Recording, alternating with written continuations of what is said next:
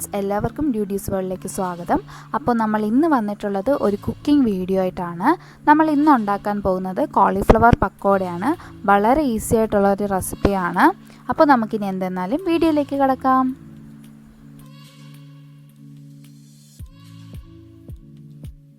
അപ്പോൾ നമ്മൾ ഇത് ഉണ്ടാക്കാനായിട്ട് ഒരു കോളിഫ്ലവറാണ് എടുത്തിട്ടുള്ളത്.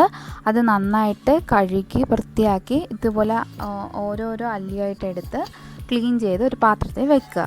കോളിഫ്ലവർ വേവിക്കുന്നതിനായിട്ട് നമ്മളൊരു പാത്രത്തിൽ കുറച്ച് വെള്ളം എടുക്കുക. അത് ചെറുതായിട്ടൊന്ന് ചൂടായി വരുമ്പോൾ അതിലേക്ക് പാകത്തിന് ഉപ്പും മഞ്ഞൾപ്പൊടിയും പിന്നെ നമ്മൾ ക്ലീൻ ചെയ്ത് വെച്ചേക്കുന്ന കോളിഫ്ലവറും ഇട്ട് ഒരു 10 മിനിറ്റ് മീഡിയം ഫ്ലെയിമിൽ വെച്ച് നന്നായിട്ട് ഒന്ന് വേവിച്ചെടുക്കുക.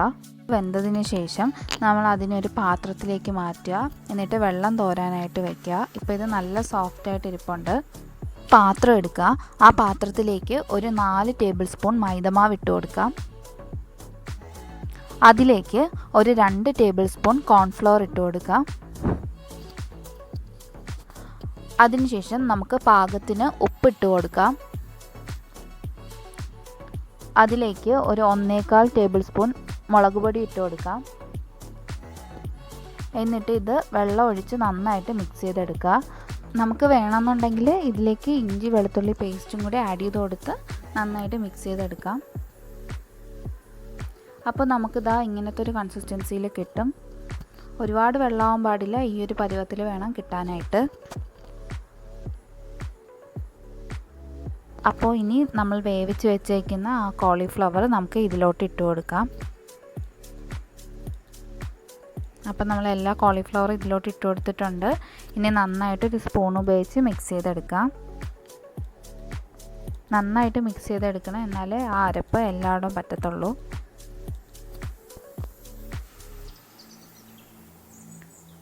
അപ്പോൾ നമ്മൾ നന്നായിട്ട് മിക്സ് ചെയ്തെടുത്തിട്ടുണ്ട്.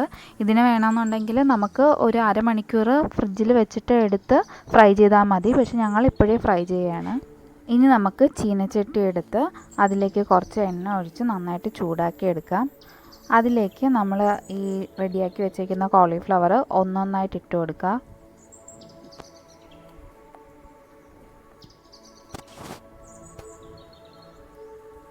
ഇത് എത്രത്തോളം എണ്ണയിൽ കിടന്ന് മൂക്കുന്നോ അത്രത്തോളം നല്ല ക്രിസ്പി ആയിരിക്കും. അപ്പോൾ നന്നായിട്ട് മൂത്ത് വന്നതിന് ശേഷം എടുക്കുക. ഇപ്പം നമ്മുടെ കോളിഫ്ലവർ ഏകദേശം നന്നായിട്ട് മൂത്ത് വന്നിട്ടുണ്ട്. അപ്പോൾ നമ്മൾ ഇനി ഇതിനെ പാത്രത്തിലേക്ക് മാറ്റുകയാണ്.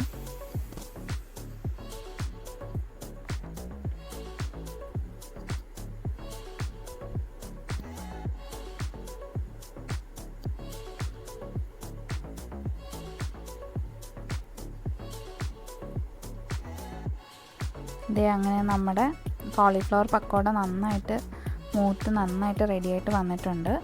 അപ്പോൾ ഇന്നത്തെ ഈ വീഡിയോ എല്ലാവർക്കും ഇഷ്ടപ്പെട്ടു എന്ന് വിചാരിക്കുന്നു. വളരെ സിമ്പിളായിട്ടുള്ള റെസിപ്പിയാണ്. എല്ലാവരും വീട്ടിൽ ട്രൈ ചെയ്ത് നോക്കുക. അപ്പോൾ എൻ്റെ ഈ വീഡിയോ ഇഷ്ടപ്പെട്ടെങ്കിൽ എല്ലാവരും ലൈക്ക് ചെയ്യുക, ഷെയർ ചെയ്യുക. പിന്നെ എന്തെങ്കിലും സജഷൻസൊക്കെ ഉണ്ടെങ്കിൽ കമൻറ്റ് ചെയ്യുക. പിന്നെ എൻ്റെ ഈ ചാനൽ സബ്സ്ക്രൈബ് ചെയ്യാത്തവരാണെങ്കിൽ സബ്സ്ക്രൈബും ചെയ്യാൻ മറക്കണ്ട കേട്ടോ. അപ്പോൾ നമുക്കിനി അടുത്തൊരു വീഡിയോ ആയിട്ട് കാണുന്നത് വരെ ബൈ.